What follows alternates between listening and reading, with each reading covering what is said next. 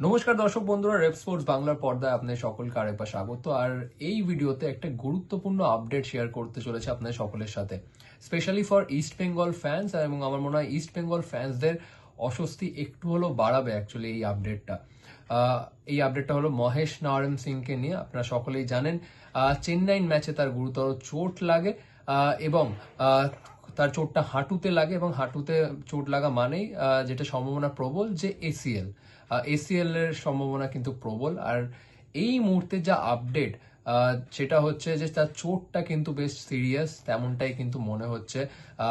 প্রাথমিক পর্যায়ে দেখে কিন্তু তেমনটাই মনে হচ্ছে যে চোটটা কিন্তু বেশ গুরুতর মহেশ নারায়ণের। কিন্তু এই মুহূর্তে সূত্র মারফত যেটা খবর, যে এখনো পর্যন্ত এমআরআই কিন্তু করানো হয়নি। খুব সম্ভবত হয়তো সোয়েলিং আছে বা কিছু কারণে এখনো পর্যন্ত তার এমআরআই করানো হয়নি, বাট খুব সম্ভবত শীঘ্রই আগামীকাল বা পরশু দিনের মধ্যে তার হাঁটুতে এমআরআই করানো হবে। তারপর আরো ভালো করে জানা যাবে যে ঠিক কদিন তার হাঁটুতে কি অস্ত্রোপচার করতে হবে নাকি অস্ত্রোপচার ছাড়াই মহেশ নারায়ণ রিকভারি করে ফেলবেন। তো সেই সমস্ত কিছু এমআরআই এর পরে জানা যাবে, কিন্তু এখনো পর্যন্ত এমআরআই কিন্তু করানো হয়নি মহেশের হাঁটুতে। কিন্তু প্রাথমিক পর্যায়ে ইস্ট বেঙ্গলের মেডিকেল টিম দেখে যেটা মনে করছে যে তার চোটটা কিন্তু বেশ গুরুতর। আপনারা সকলেই জানেন যে মহেশ ইস্ট বেঙ্গল টিমের একজন গুরুত্বপূর্ণ কিন্তু মেম্বার, এবং এই আইএসএল এর শুরুটাও কিন্তু মহেশের চোট দিয়ে শুরু হয়েছিল। শুরুতে বেশ কয়েকটা ম্যাচ তিনি মিস করেন, এবং তারপর তিনি যখন ফেরত আসেন প্রথম একাদশে, তাকে কিন্তু সেই ছন্দে দেখা যায়নি। এবং এটা হয় অবভিয়াসলি বেশিরভাগ সময় চোটের ধাক্কায় প্লেয়াররা অনেক সময় তাদের সেই ছন্দটা হারিয়ে ফেলে, এবং তারপর মহেশকে যখন মনে হচ্ছিল যে আবার তিনি সেই ছন্দটা ফেরত পাবেন, তারপরই আবার সেই চোটের ধাক্কা লাগলো কিন্তু মহেশ নারায়ণ এবং ইস্ট বেঙ্গলের। এবং ইস্ট বেঙ্গলের এই ইনজুরির কিন্তু একটা কনস্ট্যান্টলি কিন্তু চলেই যাচ্ছে ইনজুরি ব্লো।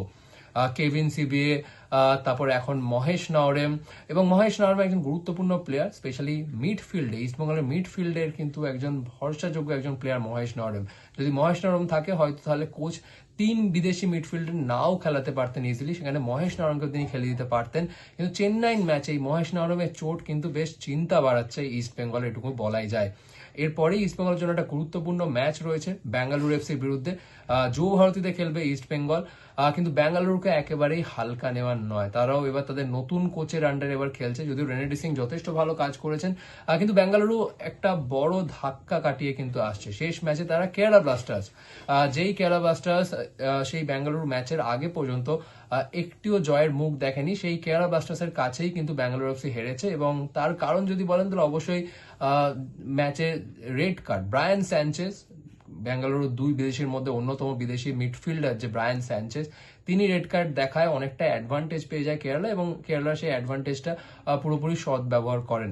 তারা ম্যাচ জেতেন এবং বেঙ্গালুরু হারের মুখ দেখেন, এবং সেই কারণে বেঙ্গালুরু কিন্তু বেশ মরিয়া হয়ে উঠবে। অবশ্যই তাদের কাছে মাত্র এক বিদেশি থাকবে, উজবেকিস্তান যে মিডফিল্ডার ব্রায়ান স্যানচেজকে তারা মিস করবে বিকজ অফ রেড কার্ড।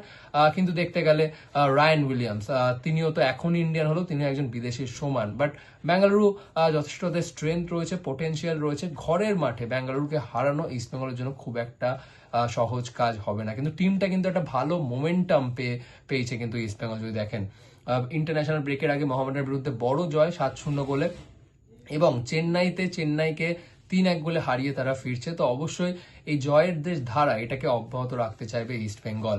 কিন্তু তার আগে অবশ্যই একটু হলো অস্বস্তি বাড়াচ্ছে এই মহেশ নাওরেমের চোট।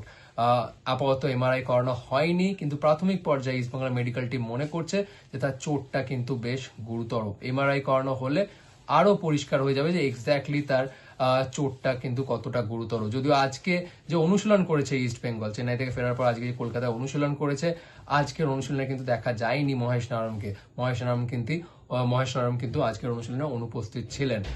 সো আশা করব তাতে তার চোটটা বেশি গুরুতর না হয়, মানে অ্যাটলিস্ট যাতে obviously every time we wish well for the players, তো সেটাই আশা করো। বাট সবকিছু ডিপেন্ড করছে এমআরআই রিপোর্টের উপর। বাট দেখতে গেলে অ্যাটলিস্ট এখন নেক্সট 2-3টে ম্যাচে তো অনিশ্চিত মহেশ নারায়ণ। বাট যেটা আমি বললাম, আবার মেডিকেল টিম মনে করছেন যে চোটটা বেশ গুরুতর, এমআরআই হলে আরো পরিষ্কার জানা যাবে। আপনাদের কি মতামত অবশ্যই জানান এই ভিডিও নিয়ে, এবং এরকম আরো আপডেটের জন্য অবশ্যই চোখ রাখুন রেপ স্পোর্টস বাংলার পর্দায়।